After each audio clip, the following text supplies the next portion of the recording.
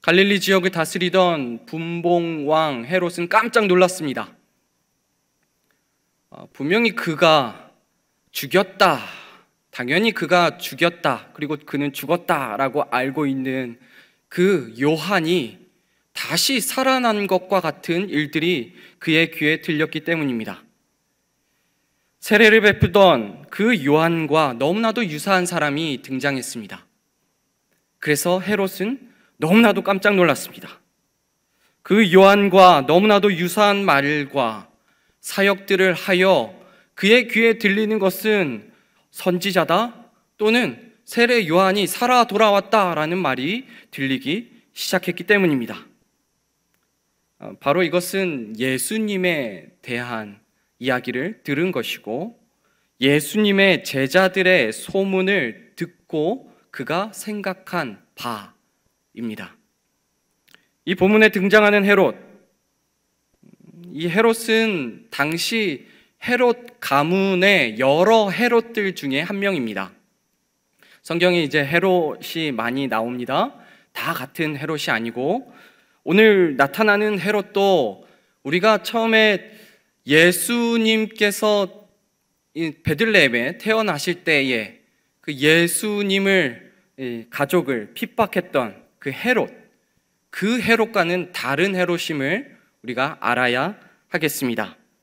예수님 탄생 시의 헤롯은 헤롯 대왕입니다. 오늘 등장하는 이 본문의 헤롯의 아버지입니다. 이 본문에 등장하는 이 헤롯은 바로 그 헤롯 대왕의 아들 헤롯 안디바입니다. 헤롯 안티파스라고도 하는데요. 헤롯 안디바. 많은 왕이 그랬지만 이 헤롯 안디바 또한 그의 생각과 그의 기준대로 그가 맡은 땅을 그의 마음대로 다스리기 시작했습니다. 많은 백성들을 못 살게 굴었고 자신이 분봉왕, 여기서 분봉왕이란 여러분 전체의 왕이 아니다라는 것을 의미합니다. 로마에서 왕을 세웠는데요, 지역의 왕을 따로 세웠습니다. 그래서 분봉왕이라는 말을 할 때에는 이 4분의 1의 왕이다라는 의미가 담겨져 있습니다. 그래서 분봉왕 헤롯은 이 갈릴리와 베레아 이런 여러 지역을 다스리는 아주 작은, 사실 영주와도 같은 그런 역할을 하고 있었던 왕이었습니다. 이 헤롯 안디바는 이스라엘 전체의 왕이지 못한 것이 항상 마음에 걸렸던 것 같습니다. 많은 실망을 하고 있었습니다. 그래서 그의 인생의 말년에는 그가 이스라엘 전체의 왕이 되고자 매우 힘썼습니다. 그러다가 죽었습니다. 그는 매우 악랄했던 사람으로 당시에 유명했습니다. 그리고 추악한 행동들을 많이 해서 백성들의 칭송을 받기보다는 백성들로부터 매우 힘든 그런 말들을 들을 수밖에 없었습니다. 악랄한 헤롯, 이 헤롯은 오늘 읽은 이 본문에 나타난 것과 같이 인륜적으로도 매우 추악한 일을 저지른 사람이었습니다. 바로 오늘 읽은 이 본문에는 동생이라고 나와 있는데요, 형제라고 보는 게 맞겠습니다. 형일 수도 있고 동생일 수도 있습니다. 형제의 아내 이 헤로디아라는 사람을 그가 취하였다는 것입니다. 이스라엘에는 이 죽은 형제의 씨를 잇기 위한 계대 혼인 제도가 있었습니다. 이것은 이제 죽은 형제가 이제 씨가 없는 경우, 이을 씨가 없는 경우 이제 동생이 그 형의 아내를 취하는 경우인 거죠. 그러나 이런 경우는 그렇지 않았습니다. 살아 있었습니다. 형제 빌립이 살아 있음에도 불구하고 또한 자신에게 아내가 있었음에도 불구하고 빼앗았습니다. 어떤 연구에 의하면 이 여자가 헤로디아가 유혹을 했다는 그런 연구도 있기도 합니다. 어쨌든 헤롯 안디바는 자신의 형제의 아내를 빼앗아 자신의 아내로 삼는 그런 매우 추악한 일을 저질렀지요. 그래서 오늘 읽은 본문에는 그 사건이 분명하게 등장하고 있는 것입니다. 우리 세례 요한이 그것을 가만히 보고 있을 수 없었습니다. 세례 요한은 하나님의 말씀을 알고 전하는 자로서 분봉왕이 행하는 그 일을 가만히 두고 있을 수 없었습니다. 그래서 그는 말했습니다. 그럴 수 없습니다. 그렇게 해서는 안 됩니다. 본문에 계속 언급되는 이 헤롯은 참 죄인 중에 죄인입니다. 우리가 잘 아는 사도 바울의 고백이 있죠. 내가 죄인 중에 괴수입니다. 이 말은 죄인 중에 첫 번째 죄인입니다 라는 말입니다. 이 말은 당연히 저에게 먼저 우선시 됩니다. 그리고 여러분들도 포함이 되겠죠. 근데 성경에 나타난 여러 인물들 중에 이 헤롯과 같이 이 죄인 중에 죄인이 있을 수 있을까 생각이 들 정도입니다. 이 자는 왕이라는 그 직책으로 다른 사람들의 잘잘못을 가리는 일에 있었고, 그 지역을 통치하는 일에 있었고, 어떨 경우에는 사람을 죽이기도 했고 살리기도 했었던 그런 위치에 있었지만, 정작 자신의 모습은 돌아보지 못했던 것 같습니다. 이런 사람이 이 거룩한 하나님의 말씀에 기록되어 있습니다. 당연히 하나님의 말씀은 가감하지 않습니다. 무언가를 더 없었던 것을 추가하여서 넣고 없어도 될 거는 빼고 그렇지 않습니다. 하나님의 말씀은 숨기지 않습니다. 그 이유는 분명한 사실이라는 것, 그리고 이 역사적인 사실을 통하여서 우리들에게 깨우칠 일이 분명히 있기 때문입니다. 첫째는 세례 요한에 관한 그 부분이겠지요. 그러나 세례 요한에 관한 부분을 드러내기 위한 그 의미도 있겠지만, 바로 예수님과 이 헤롯을 비교하기 위한 그 일로 이 부분이 등장하기도 합니다. 예수님과 헤롯, 이 본문에서 이 예수님이 잠깐 등장은 하지만 이 헤롯은 참 예수님과 어느 정도 닮은 부분도 있고, 그리고 매우 차이가 나는 다른 부분도 있었음을 알게 됩니다. 예수님께서 태어나실 때에 헤롯 대왕이 있었죠. 그런데 그 헤롯 대왕이 예수님 태어날 즈음에 죽었습니다. 그리고 갈릴리 지역을 다스리게 된 사람이 바로 이 헤롯 안디바입니다. 결국 예수님께서 이 땅에 오셔서 그의 일생을 시작하실 때에, 그리고 그의 일생을 갈릴리 지역에서 살았었던 그때에 그 지역을 통치하기 시작한 왕이 바로 이 헤롯 안디바입니다.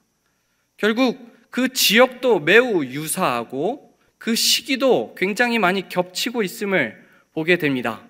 예수님께서 어린 시절, 그리고 공생의 삶을 살 때 그 이후까지도 이 헤롯 안디바가 그 지역을 통치했기 때문이죠. 이 헤롯 안디바는 예수님과 이 세례 요한으로도 겹치게 됩니다. 요한을 옥에 가둔 사람이 바로 이 사람입니다. 그리고 요한을 죽인 사람이 바로 이 사람입니다. 그런데 이것이 예수님께도 사인이 되었습니다. 세례 요한이 옥에 갇힐 때에 예수님은 공생의 삶을 시작하셨습니다. 그리고 세례 요한이 죽은 이후로 예수님의 사역은 더 빠르게 진행되기 시작했습니다. 이렇게 헤롯과 예수님은 어느 정도 유사한 점이 있습니다. 그런데 분명하고도 명확한 차이가 있습니다. 바로 그것은 이 헤롯은 내 나라, 자기 나라를 위해서 살았던 사람인 반면, 예수님은 하나님의 나라를 위해서 살았던 그 분이라는 것입니다. 하나님의 영광, 하나님의 이름, 하나님 나라의 선포를 위하여 사셨던 그분, 당연히 죄와도 연관이 없으신 것은 이 헤롯과 예수님의 커다란 차이이기도 합니다. 특별히 오늘 읽은 본문, 그리고 그 본문 뒤편에 나타나는, 읽지는 않았지만 뒤편에 나타나는 본문에는 예수님과 매우 차이가 나는 그 사건이 나타납니다. 그것은 바로 식사라는 자리입니다. 식사. 여러분, 그 헤롯이 어떤 큰 잔치를 벌였다는 것 아시죠? 네, 헤롯은 자기의 생일이 되어서 아주 갈릴리 지역과 그 주변 지역에 아주 고귀한 사람들을 불러서 잔치를 벌였습니다. 이 잔치를 저는 난잡한 식사 자리라고 부릅니다. 헤롯의 이 생일 잔치에서 아내가 된 헤로디아, 근데 이 헤로디아의 딸이 춤을 추게 됩니다. 근데 이때 춤을 추는 것은 단순히 우리 어린 아이들이 짝짝쿵 짝짝쿵 하는 그런 춤이 아니고, 이 춤은 참으로 성적으로 난잡한 춤이었습니다. 거의 벗은 몸으로, 그리고 성적으로 유혹하는 춤을 그 자리에서 벌였습니다. 이 춤에 그곳에 있었던 모든 이제 지배자 계층이었겠죠. 그 남자들은 너무 좋아합니다. 그리고 이 잔치를 벌였던 헤롯, 이 헤롯은 너무 기뻐하고 너무 즐거워 이렇게까지 말을 합니다. 내 나라의 절반까지라도 주겠다. 얼마나 난잡한 잔치인지 우리가 이 상황을 머릿속으로만 잠깐 생각해도 굉장히 추악하다라는 것을 알 수 있습니다.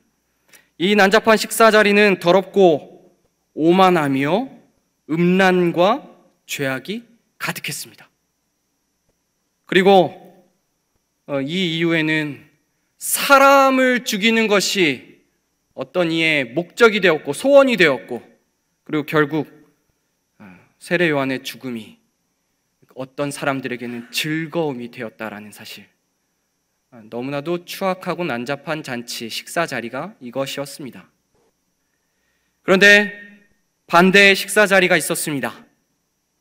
그것은 바로 오늘 읽지는 않았지만 6장 30절부터 나타나는 예수님과 많은 사람들의 한적한 곳 광야에서의 식사 자리였습니다. 바로 그것은 오병이어 사건이지요. 예수님은 큰 무리가 그를 따라오는 것을 보시고 그들과 함께 한적한 곳에서 하나님 나라의 말씀을 풍성하게 나누셨습니다. 하나님의 나라가 어떤 곳인지, 하나님의 나라를 어떻게 누려야 하는 것인지, 하나님의 나라에서 어떻게 사는 것이 하나님의 백성답게 사는 것인지를 충분히 풍성하게 가르쳐 주셨습니다. 말씀으로 배 불리셨고, 또한 실제 육적으로 먹을 것이 없는 그들에게 떡과 그리고 물고기들을 마음껏 먹도록 나누어 주셨습니다.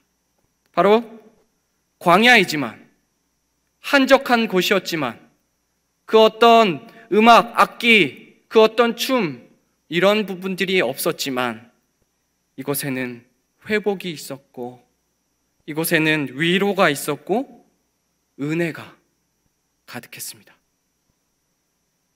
어느 사람, 어느 하나 부족함 없게 채우시고 하나하나 돌보는 그런 자리였습니다. 근데 여러분, 한쪽의 식사 자리는 권력이, 누가 힘이 있냐, 누가 더 돈이 많냐, 누가 더 많은 것을 소유했냐, 누가 더 지식적인 말을 많이 하냐, 누가 더 맛있는 걸 많이 먹냐, 이런 식욕과 성욕의 욕망을 채워주는 그런 식사의 자리였다면, 반대의 자리는, 반대편에 있던 자리는, 이곳에는 그 어떤 힘도 없습니다. 어떤 권력도 내세울 게 없습니다. 있는 것은 오로지 하나님의 말씀 그리고 예수님 뿐이었습니다. 이 두 식사 자리, 성도 여러분, 어느 자리에 있는 것이 진짜 복되다 생각하십니까?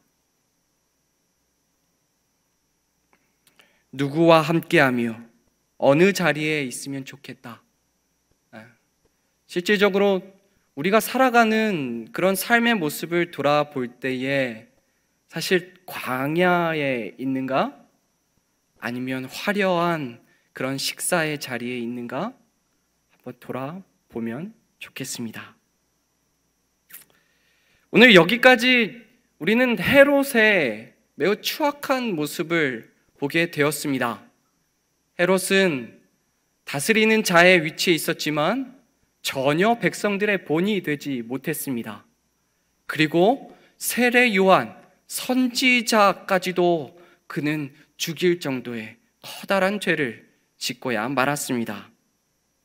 그런데 오늘 우리가 읽은 이 본문에서 매우 충격적인 본문을 발견하게 됩니다. 그것은 바로 이렇게 형편없고 추악한 헤롯 또한 선지자의 말을 들었다는 것입니다. 선지자의 말을 들었고 복음의 말을 들었습니다. 그리고 그것을 계속해서 듣고자 했고 그것을 듣는 것이 즐거웠습니다. 그리고 그 말씀을 전하는 선지자를 참 대단하고 좋은 사람이라고 생각했습니다. 그리고 그를 보호했습니다. 그를 위했습니다. 우리 20절 말씀, 오늘 읽은 20절 말씀을 우리 함께 읽도록 하겠습니다. 헤롯이 요한을 의롭고 거룩한 사람으로 알고 두려워하여 보호하며 또 그의 말을 들을 때에 크게 번민을 하면서도 달갑게 들음이러라. 이 말씀은 제자들의 모습이 아닙니다. 이 말씀은 어떤 회개한 이의 어떤 행동이 아닙니다. 바로 앞에서 설명한 그 추악한 그 범죄 현장에 계속해서 있었던 그 헤롯의 이야기입니다. 매우 긍정적인 모습으로 표현이 되었습니다. 헤롯은 세례 요한이 거룩한 사람인 것을 알았습니다. 의로운 사람인 걸 알았습니다. 그래서 그를 두려워했습니다. 그리고 그를 보호했습니다. 그리고 그의 말을 계속해서 듣고 싶어 했습니다. 우리 20절 말씀의 이 끝부분에서 이제 두 번째 단락을 한번 보시면 크게 번민을 하면서도 달갑게 들음이러라 이렇게 기록이 되어 있죠. 크게 번민을 하면서도 달갑게 들음이러라. 여러분, 여기 크게 번민을 하면서라는 말은 사실 번민, 많은 고민을 하였다라는 것, 그런 의미도 있지만 그가 가르쳐줬던 것을 행하면서도 그리고 그게 어려운 줄 알면서도 그러면서도 들었다. 우리가 여러분, 듣고 나서 하나님의 말씀을 듣고 나서 번민하였다와 번민하면서도 들었다는 매우 큰 차이가 있음을 알게 됩니다. 하나님의 말씀을 들었습니다. 근데 그 말씀이 어려워서 번민합니다. 근데 헤롯의 경우는 이런 경우가 아니었습니다. 번민합니다. 고민을 합니다. 그런데 그러면서도 듣습니다. 그것도요, 우리가 가진 개역개정 성경에는 달갑게 들음이러라. 이 달갑게라는 말은 기쁘게, 즐겁게라는 의미입니다. 실제로 자기가 듣기 좋게 좋은 소리로 들었다라는 뜻입니다. 이 말씀은 우리를 매우 놀랍게 만듭니다. 그 추악한 헤롯이 선지자의 말을 들으려고 했다니, 그것도 번민하면서도 고민하면서도 행하면서도 계속해서 듣는 것을 즐거워했다니,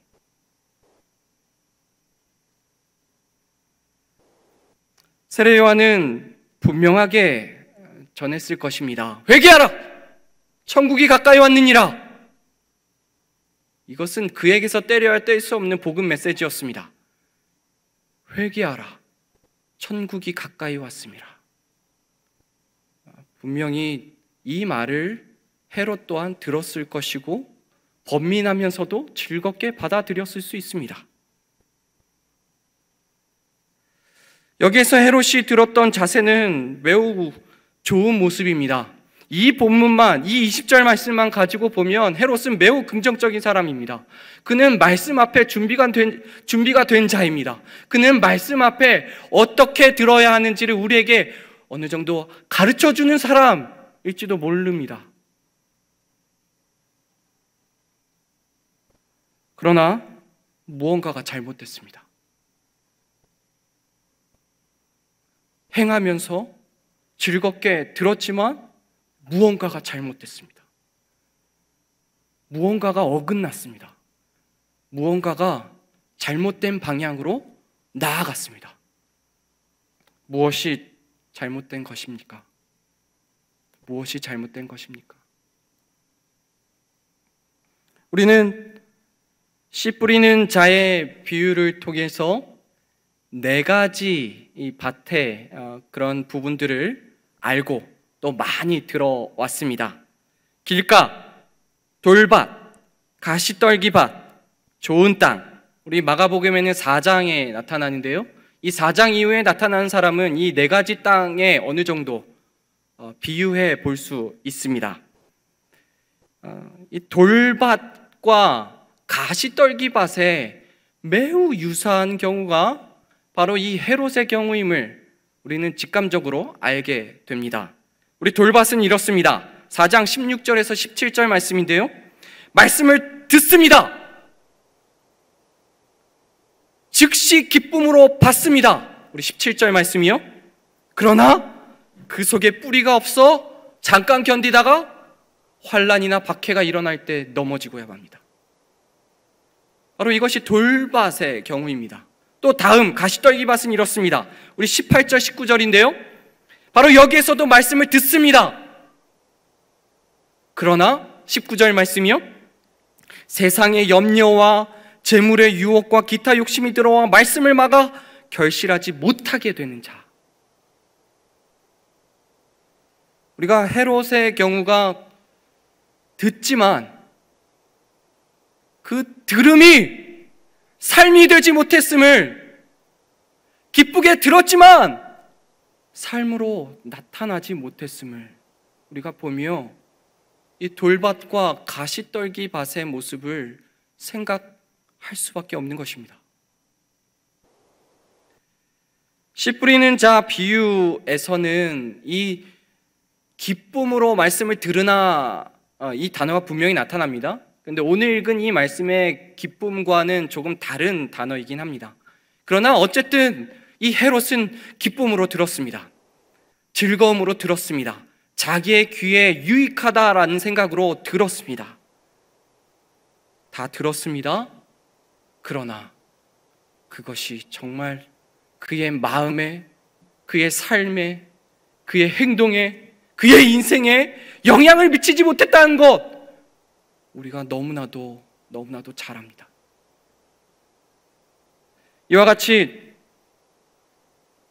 기쁨으로 듣는 것과 삶으로 사는 것은 다를 수 있다. 이거 정말 무서운 말입니다.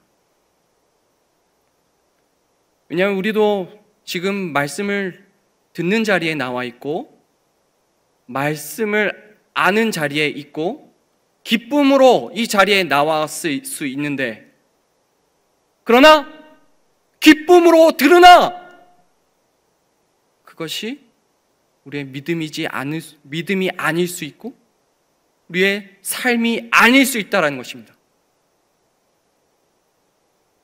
추악한, 그렇게 죄인 중에 죄수라고 불려도 괜찮을 만한 그 헤롯도 그 말씀을 들어왔다라는 그 사실, 우리가 기억해야 될 그 부분입니다. 왜냐하면 우리도 듣고 있거든요. 우리도 기쁨으로 받아들일 때도 있거든요. 우리도 말씀의 자리에 있으려고 노력하거든요. 듣는 자리에 있고, 듣는 것이 기쁨이 될 때가 있고, 듣는 것에 힘을 쓰는 우리의 모습이고, 그러나 우리는 착각하고 있을 수도 있습니다. 이 정도면 돼 라는 착각. 듣는 것과 우리의 삶은 도대체 어떻게 되어야 하는 것입니까? 듣고 알지만 정작 내가 잘못하고 있는 것에 대한 지적과 어떤 정죄받는 듯하면 귀를 닫아버립니다. 듣고 알아왔지만 정작 내 지금의 이 즐거움과 욕망을 채워주는 것 앞에서는 멈춰버립니다. 그것들이 우선시됩니다. 듣고 알지만 정작 먹을 것이 없는 풍요롭지 못한 광야에서 먹는 식탁보다는 휘황찬란하고 내가 존중받고 나의 욕망이 채워지는 그곳에서 식사하는 것이 더 좋습니다. 하나님의 말씀을 듣고 알지만, 그리고 즐겁게 들었지만 그것이 나의 뿌리가 되지 못하고 나의 결실로 나타나지 못하는 그러한 모습이 우리에게 너무나도 많은 것입니다. 저는 이 말씀을 준비하며 당연히 저 자신을 돌아볼 수밖에 없었습니다. 듣는 것과 아는 것, 그것이 아무리 많아도 그것이 삶이 되지 않을 수 있구나. 삶은 이렇게 다를 수 있구나. 내가 또 다른 저 추악한 헤롯이 되어가고 있는 것은 아닌가. 듣는 자리에 있지만, 그리고 말씀의 자리에는 분명히 있는 것 같지만, 그러나 너무나도 나의 삶은 반대의 길로 가고 있는 것은 아닌가. 신앙의 횟수는 늘어나고 교회의 중직자가 되어갈수록 그 들었던 말씀은 어디로 갔는가?